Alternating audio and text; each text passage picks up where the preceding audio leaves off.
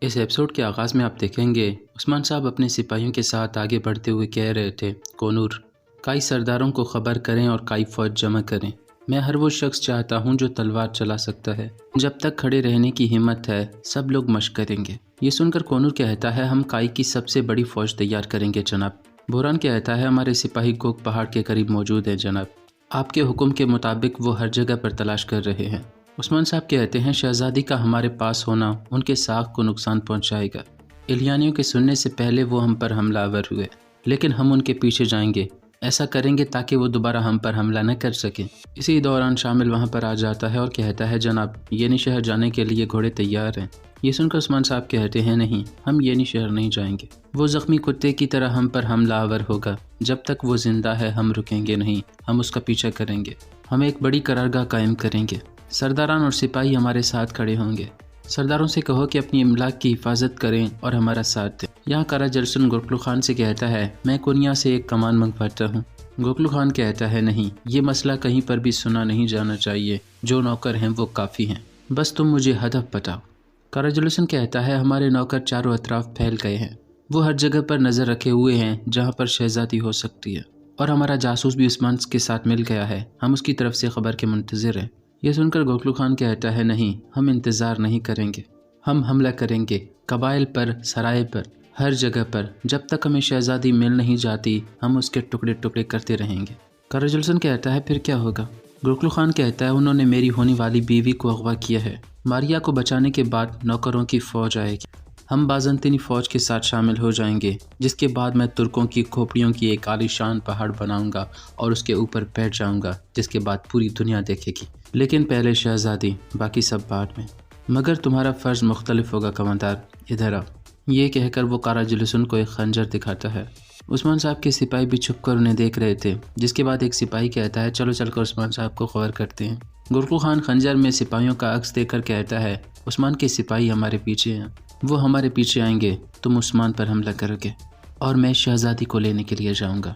یہاں سعادت خاتون گونجا خاتون سے کہتی ہیں، تم دوبارہ یعنی شہر نہیں آؤ گی گونجا۔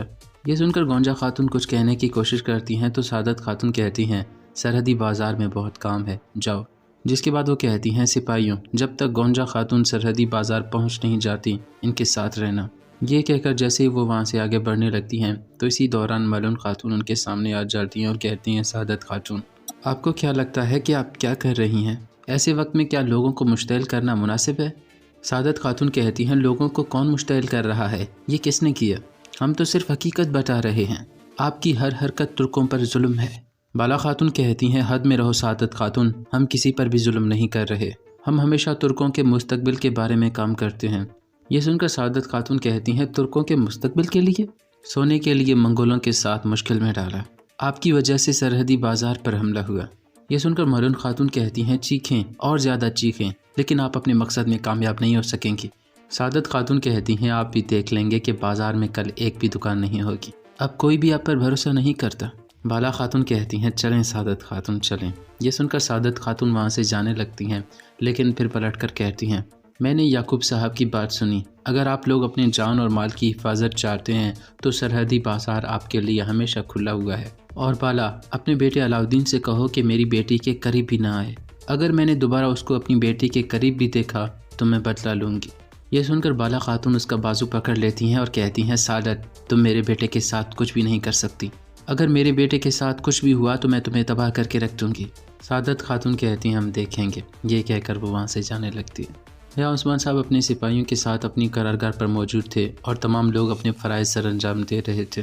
یہ دیکھ کر عثمان صاحب کہتے ہیں، ہائے ماشاءاللہ، یہ ہماری ریاست کی روح ہے جو مضبوط اور لازوال ہوگی۔ علاؤدین کہتا ہے، جناب، ہم نے یہیں پر قرارگاہ کیوں لگائی ہے؟ یہ تو ہماری سرحدوں سے کافی دور ہے۔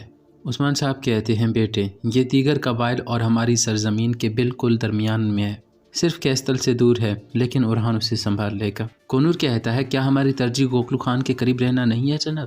عثمان صاحب کہتے ہیں، نہیں، اگر گوکلو خان کو تلاش کرنے سے پہلے اس نے ہم پر حملہ کر دیا تو وہ سب کچھ تباہ کر دے گا، اور ہم ایسا نہیں ہونے دے سکتے۔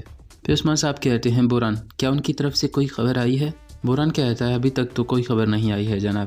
اسی دوران ایک سپاہی وہاں پر آ جاتا ہے اور بوران کو ایک خط دیتا ہے۔ خط پڑھنے کے بعد بوران کہتا ہے، یعنی شہر سے خبر ہے याकूब साहब ने तमाम ताजिरों को सरहदी बाजार मदऊ किया है। उस्मान साहब कहते हैं सोगत पर हमले की वजह से। हाँ या रब, अगर मैं अब खुद को ना रोकूं तो वो मुझे भाई का कातिल कहेंगे, और अगर मैं रुक गया तो ये मुझे कबूल नहीं। वो याकूब हमेशा मौका तलाश करता है ताकि वो हम पर हमला आवर हो सके। फिर वो कहते हैं अलाउद्दीन सरहदी बाजार जाओ और याकूब साहब पर नज़र रखो। अलाउद्दीन कहता है जैसा आपका हुक्म। ये कहकर वो वहाँ से चला जाता है। फिर उस्मान साहब कहते हैं कोनूर निगहबानों को पहाड़ों पर फैला दो। सबसे पहले हम करारगाह की तहफ़्फ़ुज़ को यकीनी बनाएंगे। कोनूर कहता है जैसा आपका हुक्म जनाब।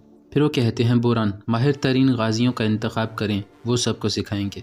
इसी दौरान एक सिपाही वहाँ पर आ जाता है और कहता है जनाब मालूम हो गया है कि गोखलू खान कहाँ पर है। ये सुनते ही उस्मान साहब अपने सिपाहियों के साथ आगे बढ़ जाते हैं और तलाई कहता है गोखलू खान तभी मिल सकते हैं जब वो खुद मिलना चाहें। चलो जाल की तरफ चलो उस्मान।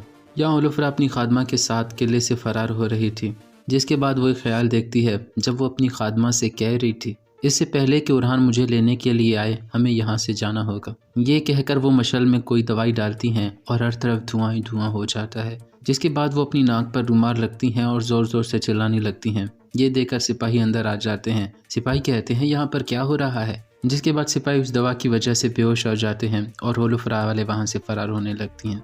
इस ख्याल के बाद वो अपना भेस बदल कर खुफिया रास्ते से फरार हो रही थी।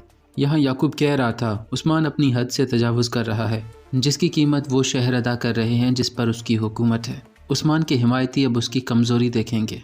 सादत खातून कहती हैं ऐसा लगता है कि सोगत पर हमले के बाद भी वो रुकेंगे नहीं। याकूब कहता है जब तक उन्हें शहजादी मिल नहीं जाती वो हर जगह पर उस्मान पर हमला करेंगे। अगर तुम मंगोल दुल्हन को अगवा करते हो तो तुम्हारा अंजाम यही होता है। महमद कहता है वो शहजादी हम क्या करेंगे पापा, क्या हम उसे तलाश नहीं करते? क्या हम खामोशी से ये खेल देखते रहेंगे? याकूब कहता है बिल्कुल नहीं, क्या सुल्तान बैठकर देखता रहता है? हम शहजादी को लेने वाले हैं, हम सारा खेल पलट देंगे। महमद कहता है फिर सिपाहियों को तैयार करते हैं जो उन पर नज़र रखेंगे। ये सुनकर याकूब कहता है नहीं, जहमत की कोई ज़रूरत नहीं, हम एक आसान रास्ते से ये काम करेंगे महमद। इसी दौरान जरकुता इजाज़त लेकर अंदर आ जाता है और कहता है हुक्म दे। याकूब कहता है मैंने तुम्हें पहले ही हुक्म दिया था, क्या तुमने वो सब कुछ किया जो मैंने तुमसे कहा था जरकुता? जरकुता कहता है मैंने हर मुमकिन कोशिश की। ये सुनते ही याकूब कहता है बस, जाकर निशानात का ताक़ुब करो या फिर उस्मान के महल में जाकर मालूम करो, तुम मुझे वो शहजादी ढूंढ कर दोगे। जरकुता कहता है जैसा आपका हुक्म मेरे सुल्तान। याकूब कहता है हाँ जरकुता है, अगर इस मर्तबा तुम नाकाम हो गए तो मैं तुम्हें ख़त्म कर दूंगा, और याद रखो अगर मैं तुम्हें ख़त्म करता हूँ तो वो भी तुम्हारे साथ जाएंगे जिनसे तुम मोहब्बत करते हो। अब मेरी नज़रों से दफ़ा हो जाओ। ये सुनकर जरकुता वहाँ से चला जाता है। यहाँ उरान अपने सिपाहियों के साथ जंगल से जा रहा था। इसी दौरान उसके कुछ मजीद सिपाही वहाँ पर आ जाते हैं। उरान कहता है खैर हो कि ओगोज़ल्ब, क्या हुआ? ओगोज़ल्ब कहता है शहजादे हुलुफ्रा खातून हमारे सिपाहियों को धोखा देकर फरार होने में कामयाब हो गई है। ये सुनकर उरान गुस्से से कहता है ये तुम क्या कह रहे हो ओगोस, तुम उसे वहाँ पर रखने में कैसे नाकाम हो सकते हो? तुमने वहाँ पर ऐसे सिपाही कैसे तैनात किए? ओगोस कहता है सिपाही उनके पीछे हैं, वो उन तमाम रास्तों का ताक़ुब कर रहे हैं जहाँ से वो जा सकती हैं, और वो कमरे में ये छोड़ कर गई थी। ये कहकर वो ब्रेसलेट और ख़त उरहान को देता है। जब उरहान ख़त खोलता है तो उसमें लिखा हुआ था हर फूल वहीं पर उगता है जहाँ से उसका ताल्लुक़ हो। मैं जानती हूँ कि आप हिम्मत नहीं हारेंगे, लेकिन आपको मेरा पीछा छोड़ना होगा उरहान, और यही हम दोनों के लिए बेहतर है। इस ख़त को पढ़ने के बाद उरहान कहता है तुम बहुत सख्त जान हो उलुफ्रा, लेकिन मैं भी हार नहीं मानूंगा। मैं तुम्हें ढूंढ कर वापस लाऊंगा, ज़रूर ढूंढ कर वापस लाऊंगा। फिर वो कहता है सिपाहियों से कहो कि कैस्टल के इर्द गिर्द तमाम जगहों पर निगहबानी करें, सरहदें दुश्मनों से भरी पड़ी हैं, कोई भी सिलेबी सरहद उबूर नहीं करने पाए।